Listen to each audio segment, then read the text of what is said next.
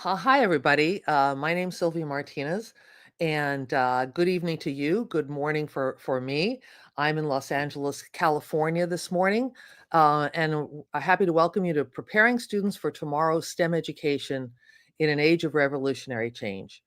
The program is presented by the American Center in Moscow, which is supported by the U.S. Embassy in Moscow. And if you're watching on the American Center's YouTube or VK channels, please post your comments and questions in the live chat. Um, and we'll get to those questions at the end of the presentation. Thank you, and let's get started. So today I'm going to be talking about preparing students for tomorrow, today, and what education can look like in the age of revolutionary change, where we look a little bit ahead to the future and think about what's happening in science and technology and engineering and math, this STEM education in this age. Now, to look ahead to the future, it's often really helpful to look to the past.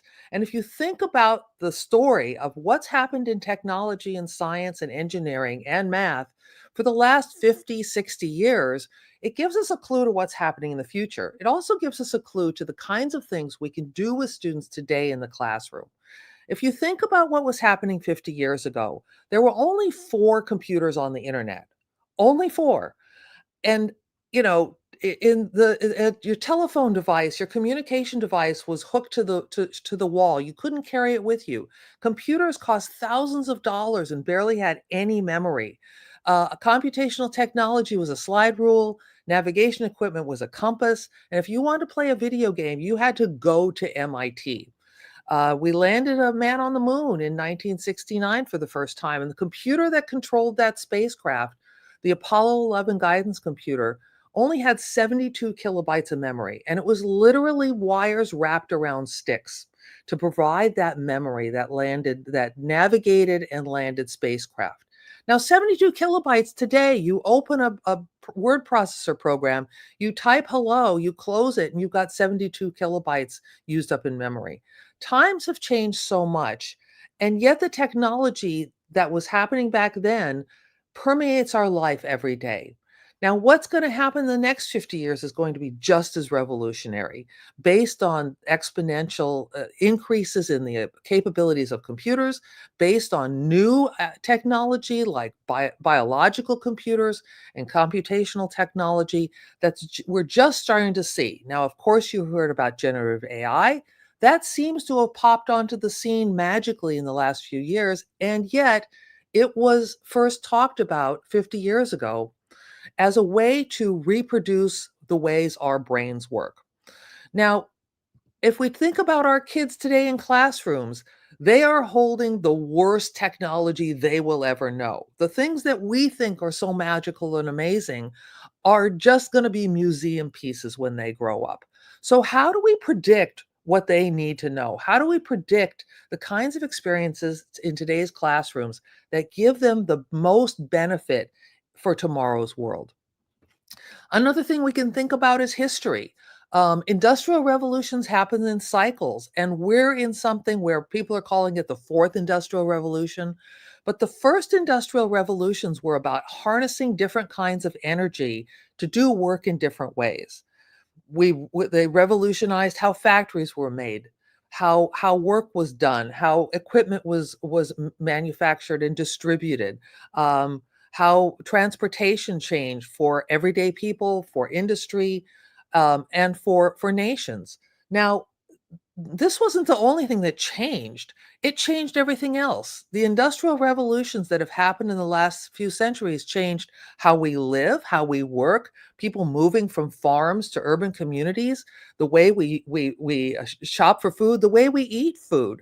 I had sushi yesterday. That wasn't something that happened in the 1700s, and yet it's completely possible today to be connected to the world. Now, what's going to happen next? We're not sure, but people are predicting that we're blurring the lines between all of these different kinds of work, different kinds of labor, electronics, integrated technology, and biology. Maybe we're looking at physical systems. Maybe AI is going to help us get to this future even faster, and with more with more expectations. Um, and yet, as the world has changed, School hasn't. We still see school as a place where children sit down and receive information about the world, and adults decide, with a lot of thought and care behind it, exactly what students need to know to enter their world of the future. Now, I think things can be different. Not completely different, but a little bit different. I think that there are ways to teach differently. I think that there are ways to organize curriculum and subject matter differently. And all of these things can be approached in the classrooms we have today. Um, I believe in a learning theory called constructionism. And constructionism is very familiar. A lot of people believe that learning is best acquired through hands on experience, that the best way to ensure understanding inside your head is through active construction of shareable things outside of your head, making things that you care about, making things for a community that cares about you and the things you're interested in. In the 18th century, John Pestalozzi said, learning happens with the head, heart, and hands. And I think that's still true today. Seymour Papert, who coined the term constructionism and is often thought of as the father of educational technology, said that the role of the teacher is to create the conditions for invention rather than provide ready-made knowledge. And that's a clue, I think, to how we can view classrooms and learning spaces in a way that they become places where children invent rather than places where children have knowledge poured into them and then they repeat it back for a test. It's a subtle difference, and I think a lot of teachers are doing it. A lot of teachers and students work on hands-on activities, but I think when we think about what's happening in the future, we can add to the kinds of things that we're teaching students in ways that are future ready. So a lot of us have heard of STEM, science, technology, engineering, and math. That's what this series is about. A lot of people also talk about adding A, art. Why do we add A to STEM? Um, when I first heard about this, I thought, why are we adding more letters to an acronym? What possible benefit to education is just more letters in a long string of letters? But some very smart people who focused on design and engineering changed my mind. And I think today that's how I think of STEAM, of not as art, not as coloring your math worksheet or singing a song about, biology, but about action. It's about aesthetics, it's about agency, and mostly about engineering design. I think of this STEAM, the A as the verb of the sentence. It's what you do. And making and maker spaces, hands on, project based learning are all paths to this do. Now, what does that look like in classrooms? What it can look like is students making projects with all sorts of science, like electronics and technology, using an engineering design process. And these projects may look very different. There's a ballet shoe that tracks dance movements, a game, just a fun little art project, a sensor-laden glove that uh, understands sign language. But these projects would be, I think you can see, attractive to a lot of different kinds of students. And yet, they use the same iterative engineering design process where you make something that's in your head, you have an idea in your head, and you make it real in the world. And when you make something real in the world, you want to make it better. You want to make it work first, because hardly anything works the first time. So you want to make it work. You start to understand the troubleshooting process, and it you want and then want to make it better.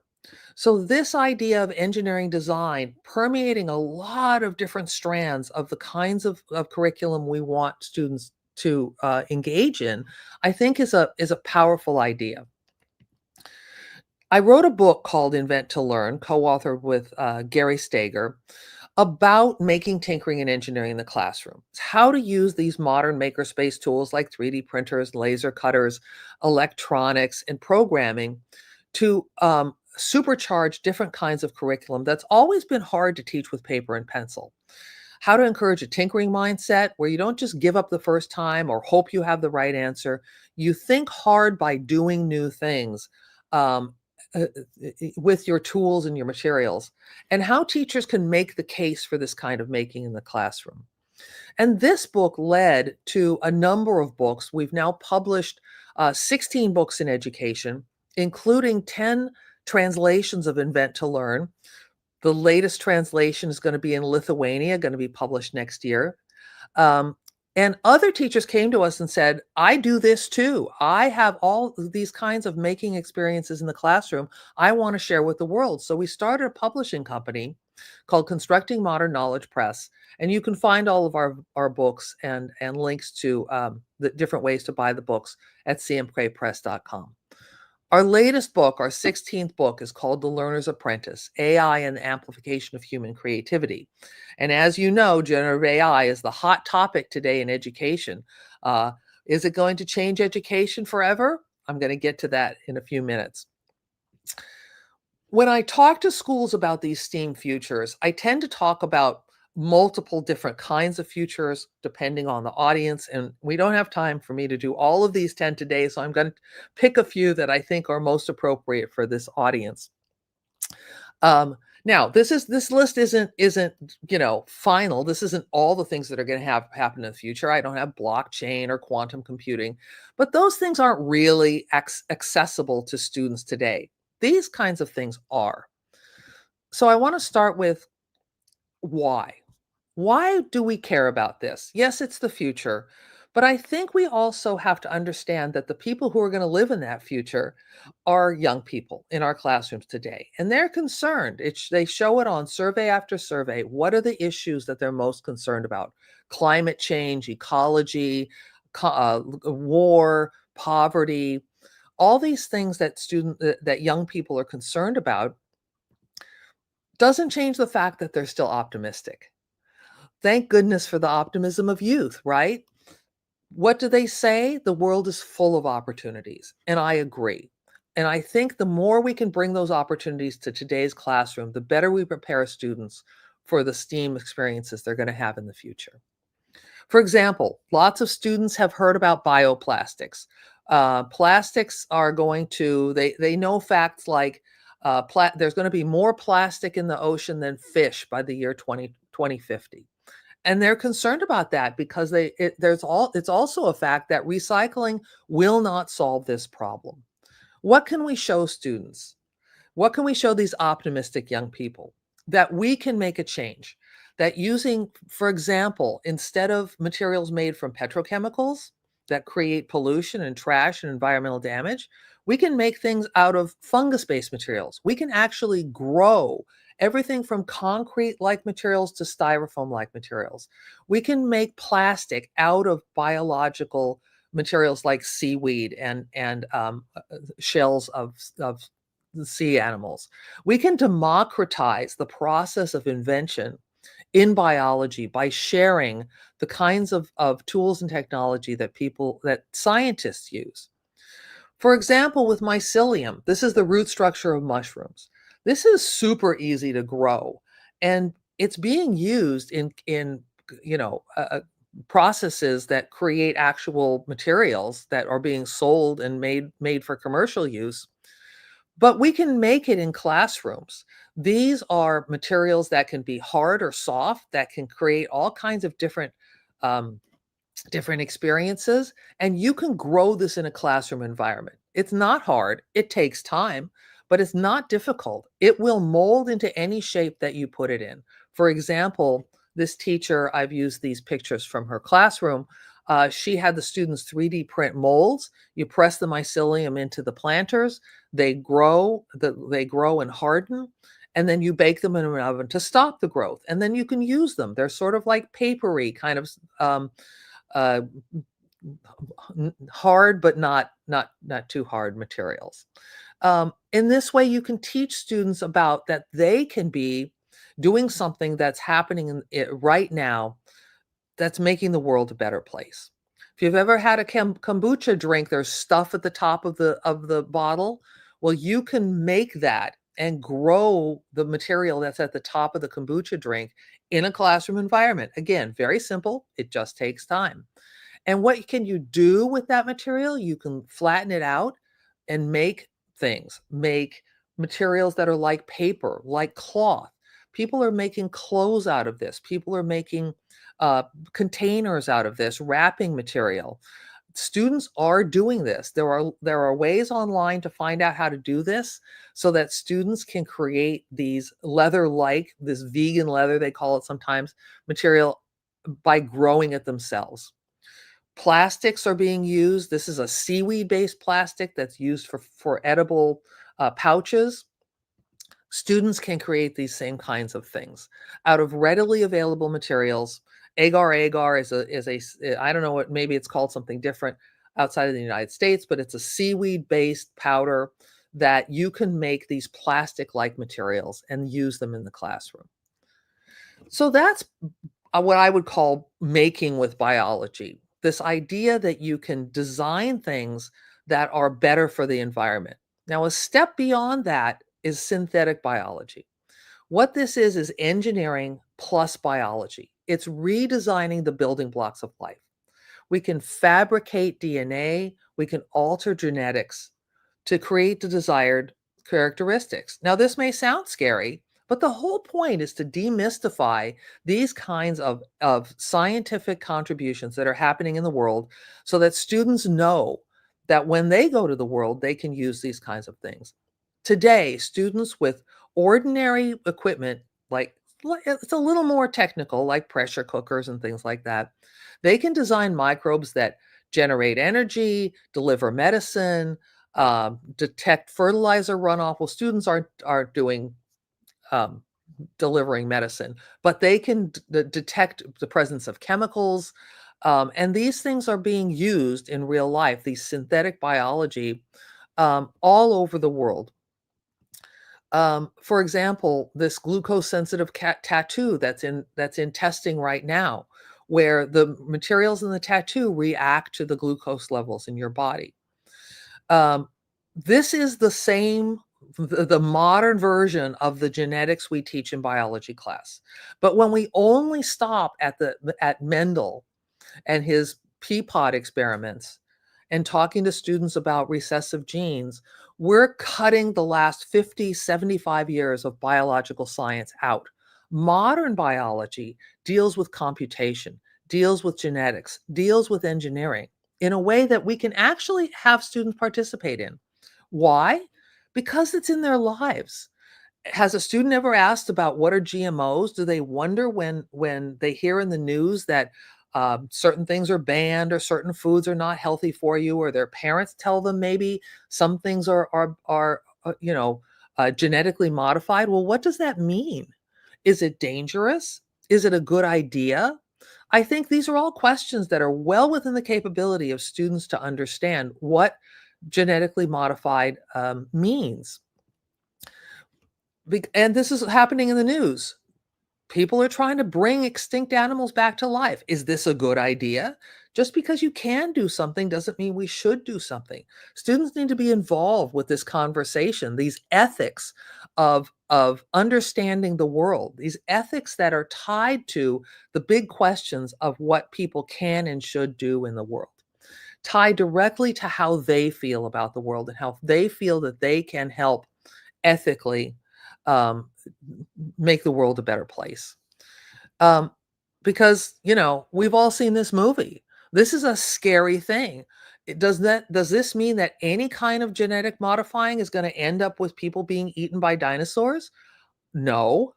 But we have to understand why people think this way and how the science is progressing. These kinds of experiences are available to students.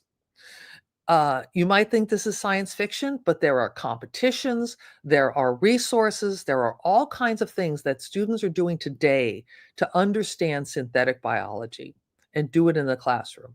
What does this give students? It gives them an idea about the social and scientific impacts. When they work on something, then they can understand and answer the question, should we do this? Is this a good idea? What restrictions should we have in place? What might happen in the future, and how do I want to be involved in this? I think that for these biological experiments, it shows students that science is alive, that it's just not dead in a textbook and something to memorize, that there are inventions being made every single day and improvements being made every single day. I think for biology, it also kind of improves their relationship with the natural world, improves observation skills because some of these things take time and you have to watch them carefully. And I think it's the highest form of STEAM where we're using materials in an artistic way. We're not just decorating things. We're understanding the origin of materials and organisms and cultural concerns about, icky things or what certain people eat. And it encourages young people to solve the problems of the world, that they can solve the problems in the world. There's another part of this that's about openness, that do-it-yourself biology and citizen science are ways for students to get involved with all sorts of projects going on around the world right now that are, for example, understanding how to make insulin that's much more stable, much cheaper, much more available to people, not waiting for research companies or governments or a university to figure this out for you, but to start to work together, all people, all ages, scientists, professional scientists, amateur scientists, alike, and contribute. And this idea of global problem solving, I think, is really attractive to a lot of kids. And it's not just in biology, it's in all kinds of technology where people are sharing problems and solutions online with open information channels. And a lot of these communities are very open for newcomers of all ages and veterans and professional scientists as well. Um, so I don't think this is about jobs, and I think that's a mistake people make about STEM. I think it's about powerful opportunities to make sense of the world because making something helps you make sense and to change the world. Now, I'm going to talk a little about fabrications. That's one of the big topics of my book, Invent to Learn. Fabrication technologies are happening all around the world to make big things like 3D printed houses out of concrete, to make medical devices, to make machines, Invisalign braces, consumer goods, and even in outer space. Because one of the important things about space travel is weight, right? You don't want to have to take a whole toolkit up with you when you only might need one tool. Well, you can make it. And the 3D printers we have today are getting better and better at making real things that are hard, can hold up, can be actual tools. And in fact, the people who are thinking about going to Mars aren't going to take a whole kit full of parts up with them. They're going to make them on the surface of Mars. Now, that's a crazy future. That can happen today. There's lots of schools who bought 3D printers when the makerspace craze has been happening that's been happening over the past decade. And a lot of students have used them for different kinds of science classes, like designing a wind-powered a car. This democratizes the process of invention, puts power into students' hands. Now, sometimes you make things just for fun, or sometimes you can make things to help other people, like this cup that this student made for her grandfather who has Parkinson's disease. And these designs can be shared all over the world. They can be beautiful. They can be mathematics based. These laser cut tiles are based on geometry of symmetry, of the kinds of geometry we teach students in class, and yet here they are, beautiful in real life. I think that's really what STEAM is all about. Um, you know, we also in STEAM have this M at the end, and I think a lot of people get excited about the projects you can do with engineering and even biology and technology, but we often forget about the math across the world. And the success of the book Invent to Learn has given me an opportunity to go around the world. And I see this everywhere. There's not a country, there's not a school that has solved the problem we have with math. School math is too focused on calculation and memorization. It is the least changed of all traditional subjects. When they do surveys of where computers are used in school, math classes are the least likely to use computational technology, which is crazy. Computation, computers, that's exactly what they're good for. Um, Conrad Wolfram, who's part of the team that created Wolfram Alpha and Mathematica, tools used by mathematicians and engineers throughout the world, has a TED Talk where he talks about mathematics and fixing mathematics. He says we spend 106 million lifetimes a day teaching hand calculation to people, which is what computers do best. What he suggests is thinking about math in a different way. What is math? Is math getting the right answer? No. Math is posing the right questions, understanding how the real world can be described in mathematical terms, doing the computation, and then unpacking that answer to go back to the real world, to test your hypothesis, to understand the problem, to move on to a new solution, to get a better solution, and maybe try this all again.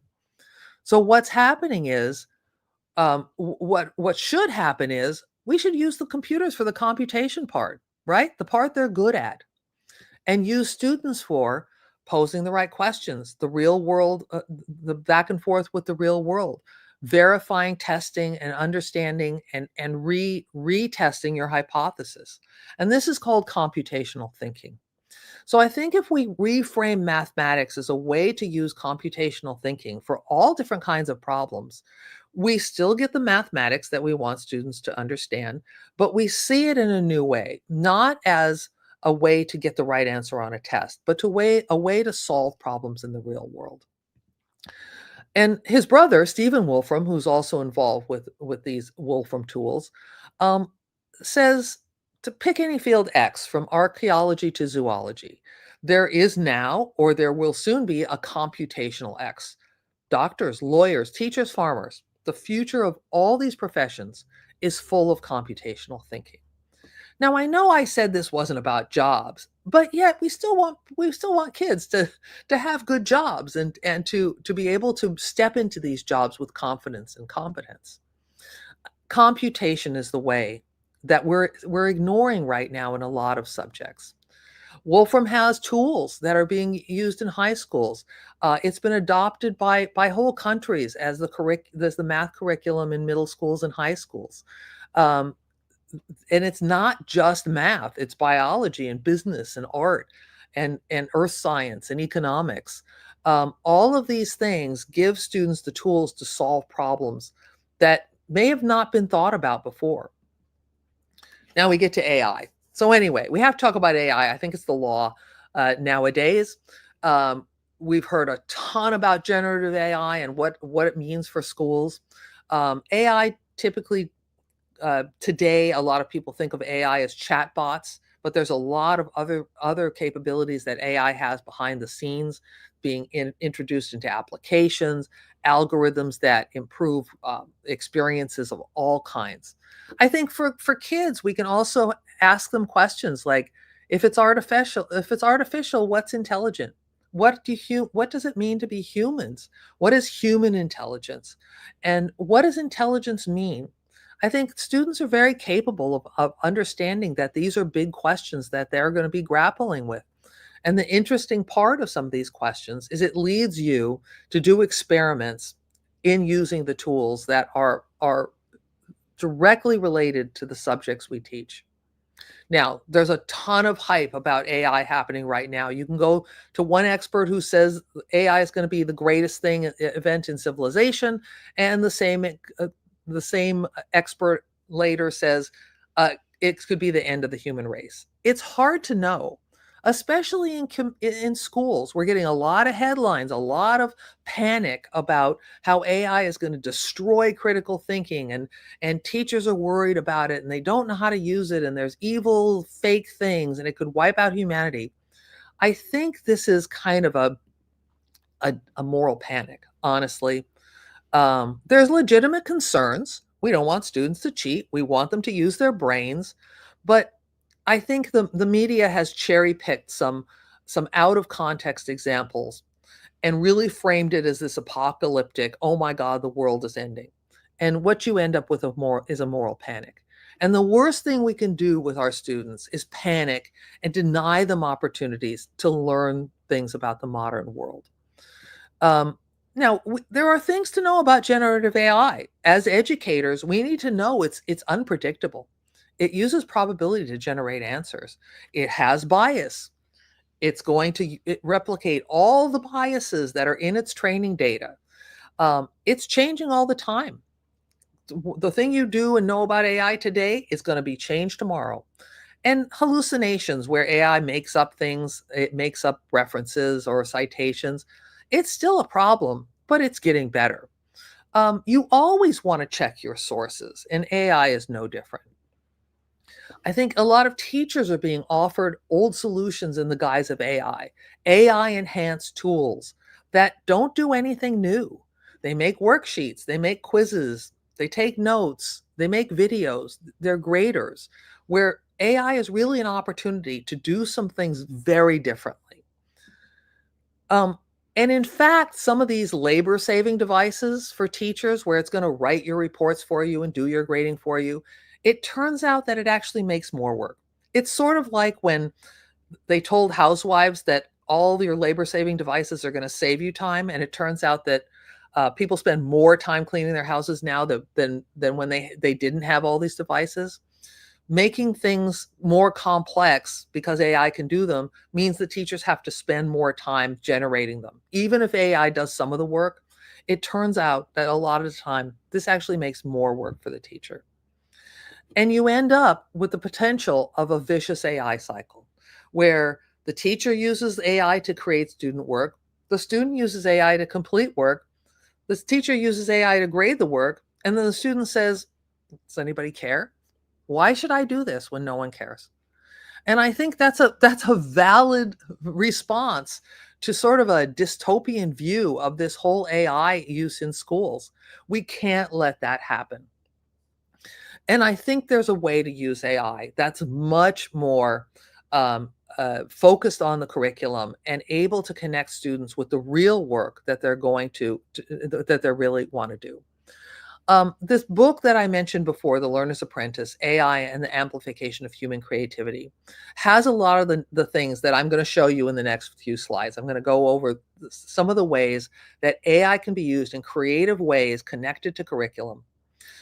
But it's all in this book, because AI literacy is not enough. I see this all over. Oh, we'll just have the kids do AI literacy. Learning about something is not good enough. They have to use it. We want kids to be mathematicians, to be scientists, to be researchers, to see the world as a puzzle that they can solve. That this isn't just about learning the names and the nomenclature of a particular subject. Chatting is just a start. Sure, you can have a nice chat with an AI chatbot about a volcano, but you can also have a debate between a volcano and the ocean and talk about the differences between them.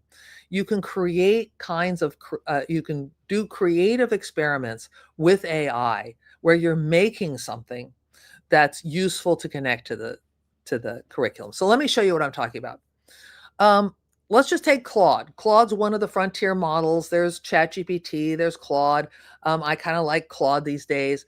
Their functions keep changing. They get better. One thing does one thing better for a while, and another one will leapfrog it. They're all about the same, and you can do this with free versions as well. When you go to the Claude website, it says, "How can I help you today?" If I type in something that like, "Please make a web app that makes up new words," hit the return button, it will start to make a web app. A web app is a little program that runs in your browser. It will show you a preview of what this would look like if you use your browser to open this web app.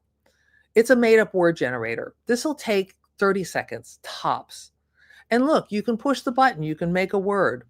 You can push the button again, you can make another word, and endlessly. You can ask it to show you the code that it wrote. So all of this is happening without you having to write any code. You can also copy the code. You can upload that code to the internet, and you have now a random word generator on the internet. You don't have to.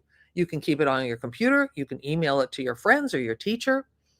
But all AI models are starting to be able to publish code that you create on the internet. Now, what else could we ask it to do? That was kind of trivial, right? I mean, what else can it do? Well, we could say, let's change it. Let's make it better. Let's add a slider that controls the number of syllables. You type that in, you push go, boom, it does it. It's rewritten the code. You can republish it. You can have a copy of the new code. What else could you do? Oh, make it sound French. Make it sound Russian. Make it sound any language you want. Make it write a paragraph. You can change these little apps that you write quickly and instantly with simple prompts. Now, there's been a lot of talk in education circles about how students need to become prompt engineers. But I find that just by trying something and then fixing it and making it better, this iterative design is the best way to get where you're going. Because sometimes amazing things happen. It's serendipity. It does something you didn't expect and you like it. And then you can go down that path. Um, why web apps? Why am I recommending that students make web apps? Because they run in the browser. And schools already have browsers set up with privacy, with security. So any web app that runs in the browser is going to comply with the school's privacy and security policy. And chatbots know what browsers can do. Browsers know how to do a lot of things like make buttons and sliders and graphics and do text to speech. And chatbots know all of that. So they can make perfectly useful web apps that do all kinds of amazing things. And what do chatbots know how to make? They can make games, they can make sims. If you tell it to make an adventure game, it'll make it. It knows what you're talking about because it knows about the world. It can make charts and graphs. It can make mathematical applications. It can do mobile apps. It can draw pictures. All of these things are possible when you combine chatbots and browsers to make web apps. So let me show you a few more examples. Let's make a word game. Type in, make a word grid game. Boom, it's done.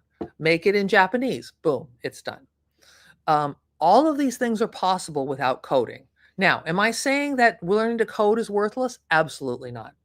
But sometimes if you just need a tool and you want to make an interactive app to help you with a game, or if you have a fun idea, why not do that? Why demand that students spend a year learning to code to make a word grid game? Now, some students are going to want to learn to code. And by the way, all professional programmers are sitting side by side with a chatbot helping them do their coding.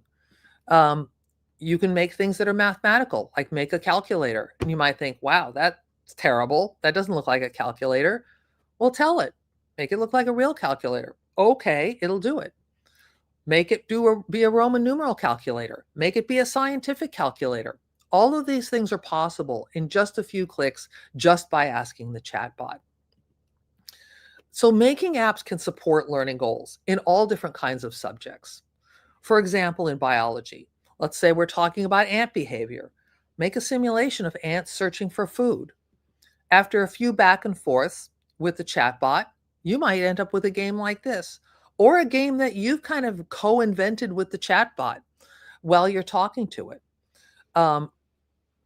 Does that look too simple? Okay, let's do something a little more mathematical. Let's add sliders to control the populations in an ecological simulation with kelp and sea urchins and otters, and they eat each other and they have a relationship. Oh, let's show a chart. Let's show an iconograph of the populations as they change and grow. This can all run in real time. This is something that you could have students do and share it with each other and stand up in front of the class and say, is this simulation right? Because when you look at the graph, you go, uh-oh, what happened? My kelp is dying. My sea urchins are dying. What is this? When you ask these kinds of questions, you're doing the work of a scientist, because that's how modern science works. You have a conversation with your tools and your data, and you figure out why your simulation has forgotten to have your otters reproduce. Oops, now you ask it, you tell the chatbot, are we taking into account that the sea urchins reproduce and the otters reproduce and the kelp reproduces? Oh, we forgot that? Okay, fix the simulation. This iterative design with science and data and tools is the way modern science works. And this is just one subject. Any science class that's not teaching with simulation and modeling and data is ignoring the last 50 years of the real world. Now, there's simulation software out there. You can buy great simulation software, but sometimes it's expensive and difficult to learn. asking the chatbot to make interactive sims right in the browser like this is actually easy. And the chatbots know all kinds of complicated things. They know about charts and graphs. They can pull data from weather from 100 years ago and chart it.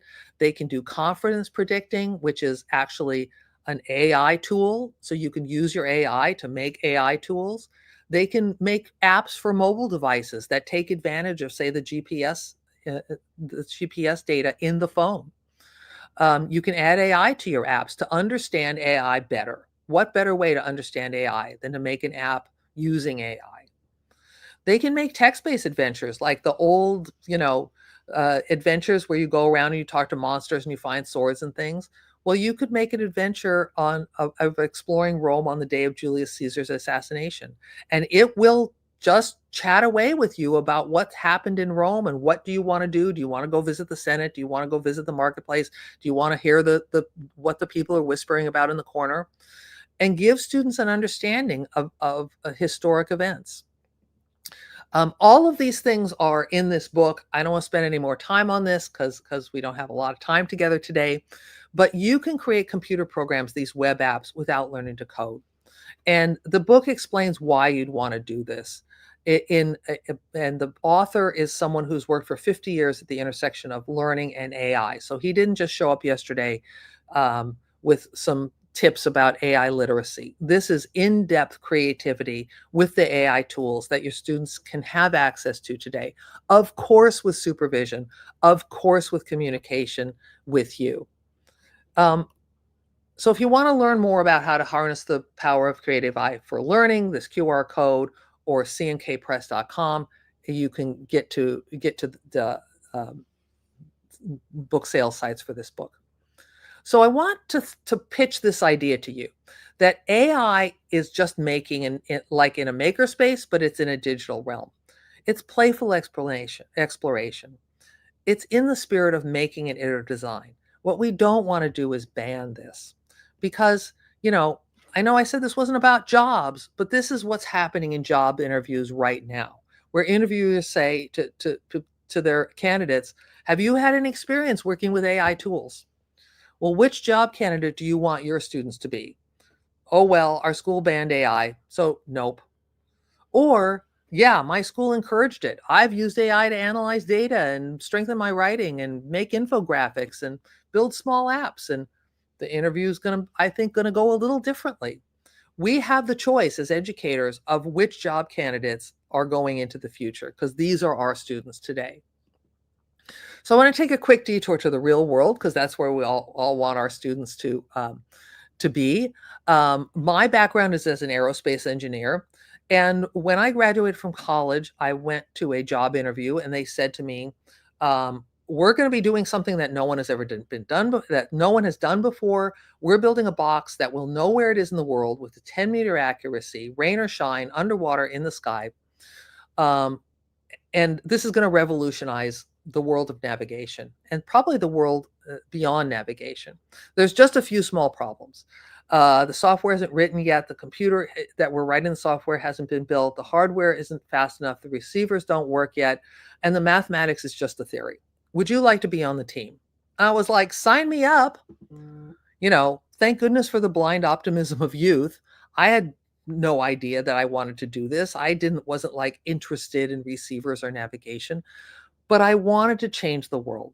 They had me at it's never been done before. And sure enough, 2 years later, we delivered the first prototypes of the GPS satellite navigation system. And the world has changed because of that. It's hard to remember what it was like when you didn't know where you were at all times. And every field has changed like this, as drastically and dramatically as this.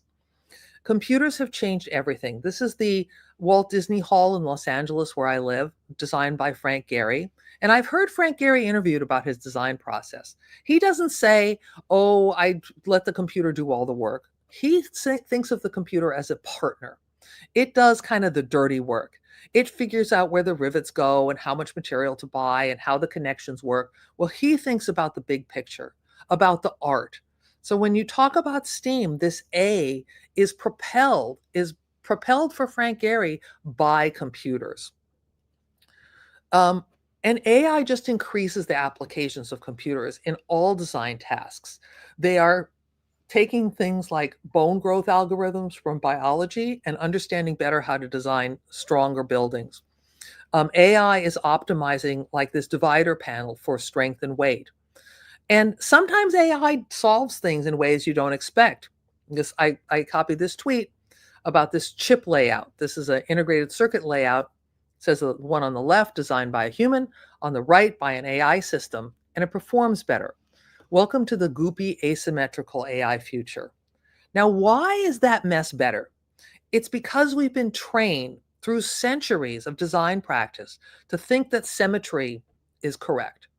We because it's easier to build and easier to do the mathematics, we now believe that when things have square corners and 90-degree angles, that's actually the proper way to design things.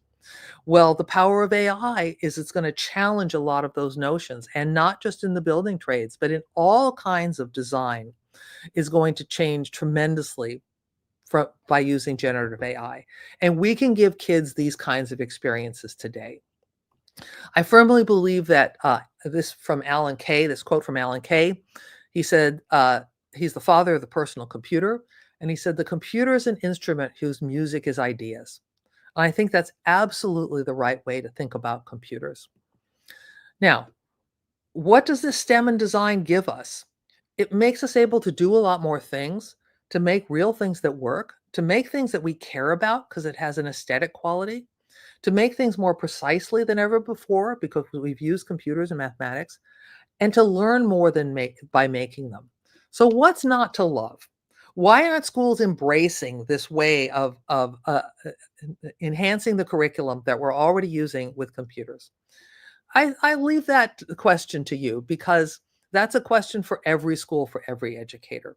We have to have two stances. We have to have a foot in our classrooms today where we're doing the things we know our students need, and a foot in tomorrow where we're helping them prepare for the things that they don't know they're going to need.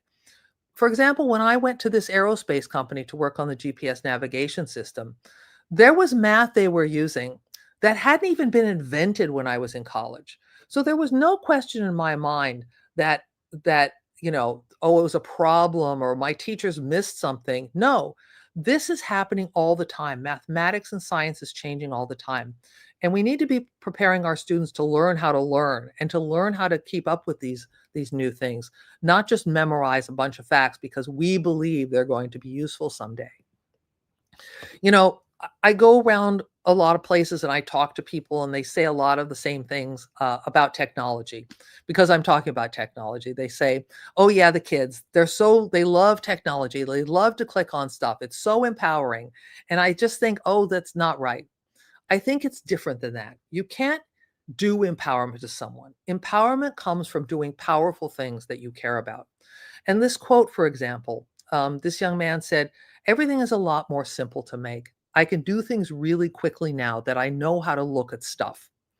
And I think that's just such a profound, clear statement of things we want students to have, like mindfulness, like craftsmanship.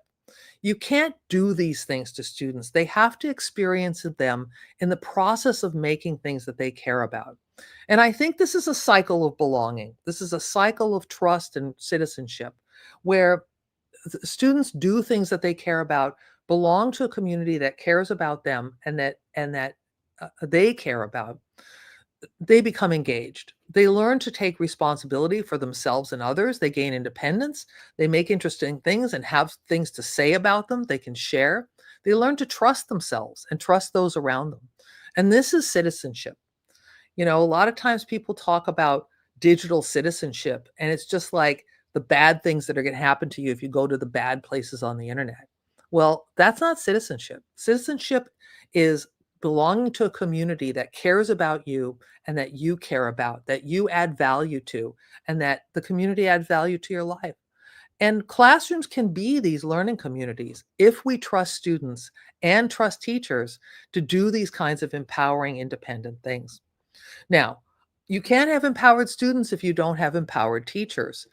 And empowered teachers are people who are empowered to be learners, to feel the feeling of what it feels like to have that amazing idea, to find that wonderful feeling and share that with the young people that they see every day.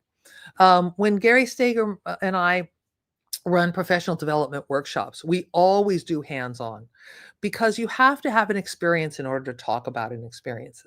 You can't just tell teachers what to do. Even if you tell them to do projects, they have to feel how it feels when they're frustrated, when they're stuck, when they have to go outside and take a breath of fresh air. How are they going to translate those kinds of experiences back to their classrooms? So um, these kinds of experiences, we just finished one where in Reggio Emilia, Italy, which is the home of a very, very powerful pedagogy movement that's very child-centered and project-based. And we combine that with computation. So how do you combine child-centered pedagogy with computation? We did this in April. We're planning to do another one next year. If you'd like to join us, that would be lovely. It's a beautiful city and an amazing place to learn about learning. And there'll be more information on this website soon. We're also doing a series of professional developments called Learning Adventures. These are 1, 2, or 3 day uh, experiences for teachers where they learn how to supercharge project-based learning and turn small units into learning adventures. And we spend the time learning how to collect resources, to curate resources, to make prompts that incentivize and challenge students to make things that are even bigger than anyone can expect, and how this kind of curriculum can transcend the expectations um, of what we have for students in the classroom today. So to conclude, I'm saying something I think is very simple with a lot of ways to implement it. We need to help young people make sense and take charge of their world and their future. This is their world and their future. And the only way we can do it is by letting them do it today in their classrooms with you as their guide, helping them prepare for this future STEAM of tomorrow. So I remind you about the books that are available. Everything I've said is in The Learner's Apprentice and Invent to Learn. And I'm ready to take questions now and hope that you go full steam ahead with your students and all the things you do in the future. So do we have some questions? Oh, I see things popping up in the chat. Yes, so strict curriculum, of course. I think that using time wisely, and this is actually the second question, if we only have an hour a week, using time wisely is really important. I think we have to be really critical with ourselves as educators about what could be made smaller. What are some of the traditional things that we're doing that maybe aren't as important anymore, and expand time for project-based learning. A lot of times what schools find is that these projects can fulfill curricular requirements. It just takes more preparation. That's why we run these learning adventure professional development, is to take the curriculum, tease out what can be done as projects, and then the rest you leave alone. You have a few projects, you do what you can do. Oh, I'm sorry, I'm supposed to read the question aloud. That was a response to many Russian schools have a strict curriculum. What are some small but effective ways to integrate STEAM or maker elements without disrupting the required syllabus? So I think we do have to question the curriculum. And like I said, you can have 2 feet in places that might seem a little different. You can be teaching the curriculum and you can be thinking about ways to modify it or changing one unit, changing one part of it to be more project-based. The question is, how can I start a maker project if I don't have access to special equipment or a dedicated space? Um, a lot of people read Invent to Learn and thought, oh my God, I've got to go spend $100,000 on 3D printers. No, you do not. This is not about a special equipment or a special space. It's about a mindset that you're solving problems. Now, there's a lot of equipment available for free. There's the internet. all the AI things that I just showed you are completely available for free. There's a lot of tools online, uh, and things you can buy in the supermarket and use, things like that growing fungus, that can be done without any equipment. Um, you do not have to have expensive equipment. And you don't have to have a special space either. In fact, it's better if you do it in your classroom. It would be better if these making experiences and handheld experiences happened in the course of the day and wasn't a special thing you went down the hall and did once a week or once a month. We want students to be able to be scientists. Anytime you can think about um, ways to make what David Perkins, and I'm going to recommend a book called Making Learning Whole. David Perkins wrote this about playing the whole game, thinking carefully about what a real scientist does and creating a junior version of that game. I mean, it's sort of like what we do for sports, right?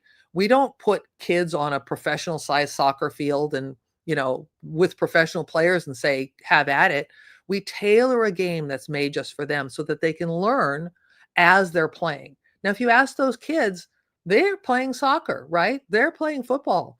They're completely happy with where they are. And then adults add more challenges, add new rules to the mix as the students become more capable. This is completely applicable to any subject. Um, let's see, question. Can STEAM projects work in subjects beyond science and math, like English language, literature, or history? Yes, I think that's absolutely true. It's sometimes I feel kind of sad that we've created this STEAM acronym as if that's the only thing that matters. There's a project I just read about called the novelization, where you take a novel and you ask students to either rewrite the end using some technology or rewrite or build a machine that might solve a problem that's encountered in the novel. Some of these things are, you know, quite are wrapped up in the nature of language too. You can play with language, like the game of Mad Libs. You fill in the blanks. You say what's a verb, what's an adjective. If you ask ChatGPT or Claude to make that game, you can play that game. And what do kids learn? They learn what a noun is, because if they don't pick the right part of speech, their Mad Lib doesn't work. Um, so, I think that this idea of looking carefully at the curriculum, picking places that are opportune, and knowing what tools are available by reading books like this AI and create this learner's apprentice, uh, and trying things out. If you can't see a way to do it in a classroom, maybe take a group of kids and do something during lunchtime. Take a small group of kids and call it the AI club and see what they come up with. You might be surprised. I might be surprised. You never know. So I know we're out of time, and that was the last question. So I'm happy to talk to people. You can email me. You can go to my website where there's connections to all these books and different opportunities and professional development. There's a lot of webinars. We have a podcast that has a lot of different shows about different aspects of constructionism and project-based learning. So I'm happy to connect with you anytime. So thank you very much. I really appreciate being here, and thanks for the invitation to join you this evening.